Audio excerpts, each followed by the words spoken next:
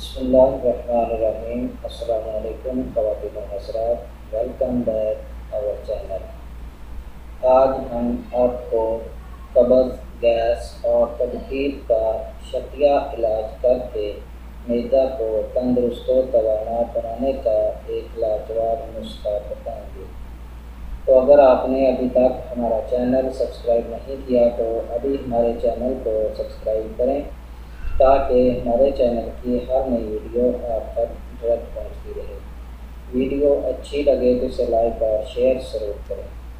नाज़रीन किराम, जैसा कि आपको मालूम है कि हम हर रोज़ आपकी खिदमत में एक नई वीडियो के साथ हाजिर होते हैं और उस वीडियो में हम आपको मुफीद तिबी टिप्स और नुस्ख़ायात के मुताबिक बताते हैं।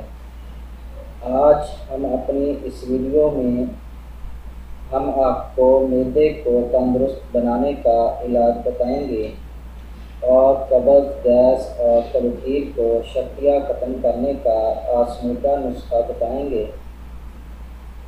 क्योंकि अगर कब्ज़ हो, गैस हो या तबखीर होती हो तो मैदा सही तरीके से काम नहीं करता और जो हम ग़िज़ा खाते हैं वो जुज़े बदन सही तरीके से नहीं बनती, जिसकी वजह से इंसान कई किस्म की अमराज में लाहिक और मुब्तला हो जाता है।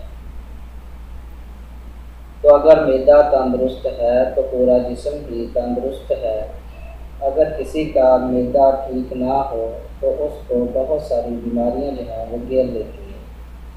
तो इसी बात को मद्देनज़र रखते हुए हम आपको एक ऐसा नुस्खा बताएंगे कि जिसके इस्तेमाल से आपका मैदा तो तंदुरुस्त होगा ही और उसके साथ साथ ऐसे वो नौजवान जो इख्तिलाम और थकाते हिस्स की मर्ज़ में मुब्तला हैं तो उनके भी ये मर्ज़ जो है वो ख़त्म होती है।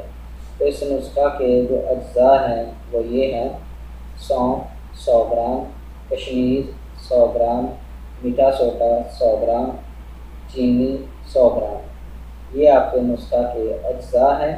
इसको बनाने का और इस्तेमाल करने का तरीका ये है कि आपने इन तमाम अशिया को साफ करके पीस कर इसका सूप बना लेना है और 3 ग्राम सुबह, दोपहर, शाम खाना खाने के बाद पानी के साथ खा लें। इंशाअल्लाह ऐसे वो मर्द हजरात जो इख्तिलाम और ज़काते इसके मर्ज़ में मुब्तला है या जिनको कब्ज़ और गैस है, उनके लिए ये नुस्खा जो है वो बहुत ही कारआमद है।